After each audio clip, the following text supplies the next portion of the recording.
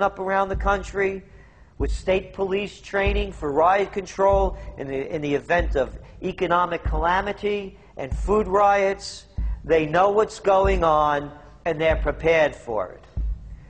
So people better also prepare for it themselves. Anyone that's not prepared for what's going to happen, they deserve what they get, because there's enough information out there pointing to the problems, and they should take all precautionary actions. Next, Obama ordered the Defense Department to issue DoD Directive 1404.10, establishing a 1 million-person civilian army under his control. Simultaneously, Obama launched USAService.org. The new website deceptively masquerades as a federal agency, but in reality is a recruiting tool building a separate, completely private army outside of government that takes orders directly from Obama's controllers. Barack Obama has refused to rescind Presidential Decision Directive 51, signed by George W. Bush. The directive plainly states the president is a dictator and that Congress is ceremonial. We cannot continue to rely only on our military in order to achieve the national security objectives that we've set. We've got to have a civilian national security force that's just as powerful, just as strong, just as well funded. President Obama and his Chief of Staff, Rahm Emanuel, have repeatedly stated on the record that all Americans below the age of 64 will be forcibly conscripted into federal service. Citizenship is not an entitlement program. It comes with responsibilities.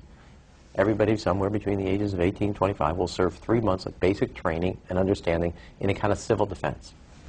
Now, it doesn't always have to be service in uniform. One of the things that if you talk to our generals, they are desperate for is a civilian counterpart to our military forces. So is this compulsory then? Well, you have to, in a sense, it's required of everybody, 18 to 25, 3 months. And at some point at that point, you do it. Obviously, I'm not going to say perfect legislation. We'll work that process through. Or you can do it during a college summer, or you can do it after high school. If you have a demagogue with a fanatical mass movement of personality cultists who is imposing the program of a group of extreme bankers and finance oligarchs, that's fascism. Obama's transition site, change.gov, proclaimed that middle school and high school students will be forced to serve the federal government. Fascism is gutter up, streets up, hooligans, thugs, fervently idealistic students, swarming adolescents, just the kind of thing you see around Obama. The way you get a population to enslave itself when the police and the army are no longer enough to do that. So I think that's if you're a left liberal, it's time to open your eyes to that. All young Americans between the ages of 18 and 24 will be conscripted into a paramilitary domestic security force. If Obama has his way, adults and seniors will also be forced into other forms of service for the betterment of the homeland.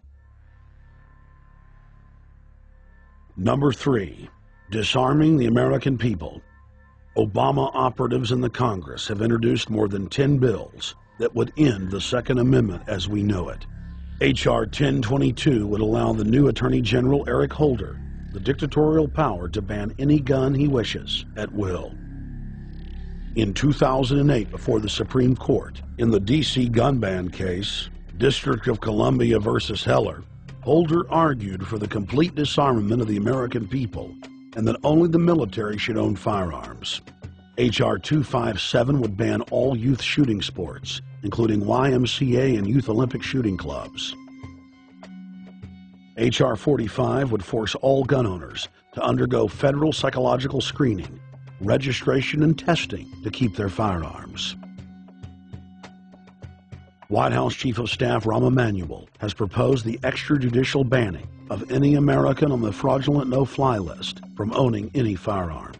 That is, if you are on the no-fly list because you are known as maybe a possible terrorist, you cannot buy a handgun in America. Over 25,000 Americans are added each month to the no-fly list, which numbers over 1 million people who have not been charged or convicted of any crime. It's a case of mistaken identity for a 5-year-old boy from Normandy Park. He had trouble boarding a plane because someone with his same name is wanted by the federal government. King 5's Mimi Jung is live at SeaTac Airport to explain. Mimi. Lori, it's hard to believe that a 5-year-old could be considered a threat, but that's exactly what happened here at SeaTac last week when Matthew Gardner showed up for a flight to LAX. Then they fly on charter. As 5-year-olds go, Matthew Gardner is about as harmless as you can get. But when he and his mom checked in for their flight at SeaTac last week, Matthew was considered the criminal. If you're on that no-fly list, your access to the right to bear arms is canceled because you're not part of the American family. You don't deserve that right. There is no right for you if you're on that terrorist list. And even though this Matthew Gardner is only in kindergarten, TSA workers still conducted a full-blown search. They searched all of our belongings. They took everything apart piece by piece. Nadia Counter says it wasn't easy being treated as a possible threat to national security. I picked up my child to give him a hug and tell him, you know, it's okay, we're doing fine. And they reported to me that I was not allowed to touch him. He was a security risk, and they had to re-search me to make sure that I had not obtained any materials from him. Number 4, massive restrictions on the First Amendment guarantee of free speech. The President, Congress, and the FCC have announced plans to not only curtail speech on talk radio and newspapers, but to also regulate speech on the Internet through the Orwellian-named Fairness Doctrine. The Obama machine is also pressuring Congress to pass draconian hate speech laws that will eviscerate the First Amendment. Number 5, they plan to further federalize health care so that the government can dictate what kind of care citizens receive. Modeled after the British system, this includes rationing care and restricting what procedures the handicapped and elderly are eligible for. Number 6, Obama is already pushing to expand the Department of Defense budget and to station more U.S. troops overseas to encircle Russia, China, Iran, as well as setting up bases in Africa under the pretext of humanitarian aid, and dominate and occupy Africa through AFRICOM. So we're taking your phone call, seeing what you think of Barack H. Obama. Is he a Judas goat? Is he a front man? Is he a betrayer? Let's go to Anthony in Georgia. Anthony, what's your take on Barack Obama? They put the face of Barack Obama as part of their public relations because it's like in the old folk tales about vampires.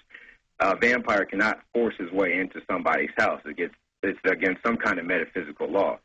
So the vampire has to persuade the resident of the household to open the door and invite him in. So they're going to look at the peephole at Barack Obama, which looks like them and appears to be on their side. They're going to say, okay, here's my ally. Let me open the door and let me let this person in.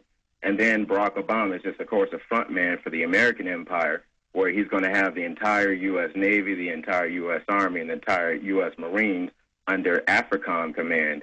And, of course, he's going to turn it into a new Iraq, and he's going to turn it into a new Afghanistan. Everything, every operation that you see going on in Iraq and Afghanistan is going to propagate to the poor countries of Africa.